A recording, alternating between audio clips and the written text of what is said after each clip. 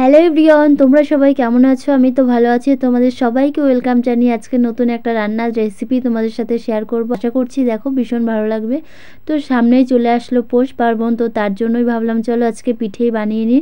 তো দেখো এই পিঠে বানানোর জন্য, এটা হচ্ছে কুলি পিঠে আমরা বলে থাকি। তো এই কুলি পিঠে বানানোর জন্য সবার প্রথমে আমি এখানে দেখো একটা নারকেল, বড় সাইজের নারকেল কুড়িয়ে নিয়েছি ভালোভাবে। তো নারকেলটাকে দেখো এবার আমি নারকেলের যে পুরটা হয় সেটা বানানোর জন্য এখানে একটা কড়াই বসিয়ে কড়াইটা একটু গরম করে নারকেলটা ঢেলে দিয়েছি, তার মধ্যে পরিমাণ মতো দিয়ে দিয়েছি চিনি। তারপরে বেশ কিছুক্ষণ নাড়াচাড়া করার পরে দেখো একটু একটু করে হালকা জল দিয়ে দিয়েছিলাম। আর নারকেলটাকে একটু আঠালো ভাব করে নেওয়ার জন্য তোমরা কিন্তু ময়দা ব্যবহার করতে পারো। তো তার মধ্যে দেখো আমি কিছু পরিমাণ ময়দার মধ্যে ছিটিয়ে দিয়েছি। তারপরে দেখো বেশ কিছুক্ষণ নাড়াচাড়া করার পর এবার প্রপার কালারটা এসেছে, তো লালচে লালচে হয়ে গেছে। তো এবার দেখো আঠালো ভাবটাও হয়ে গেছে। এবার আমি এটাকে নামিয়ে নেব।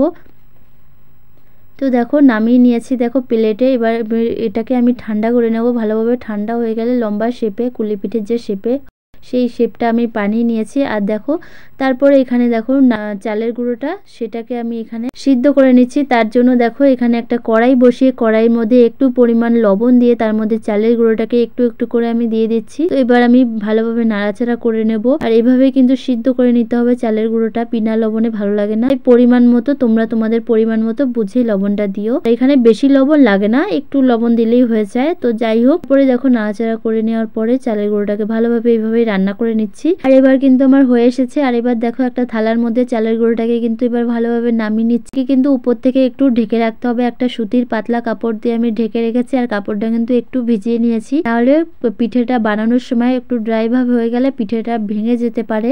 আর তারপরেই দেখো এখানে কিন্তু কুলি পিঠের মধ্যে নারকেলের পুরটাকে দিয়ে একবার আমি কুলি পিঠের শেপে বানিয়ে নিয়েছি এক একটা করে। আর ডিজাইনগুলো কিন্তু নিজেই বানিয়েছি, ভীষণ সুন্দর হয়েছিল দেখতে। আর তারপরে দেখো পিঠেগুলোকে ভালোভাবে সিদ্ধ করে নেওয়ার জন্য এখানে একটা সসপ্যান আমি বসিয়ে দিয়েছি, কিন্তু জল দিয়ে একটা সুতির পাতলা কাপড় আমি বেঁধে দিয়েছি। আর কাপড়টা কিন্তু সাদাই নিতে পারো, না হলে কিন্তু পিঠেগুলোর মধ্যে রং লেগে যেতে পারে যদি রঙিন কাপড় হয়ে থাকে। তাই আমার মতনই চেষ্টা করবে তোমরা সাদা কাপড় বাঁধতে, যাতে রঙিন না হয়ে যায় পিঠেগুলো।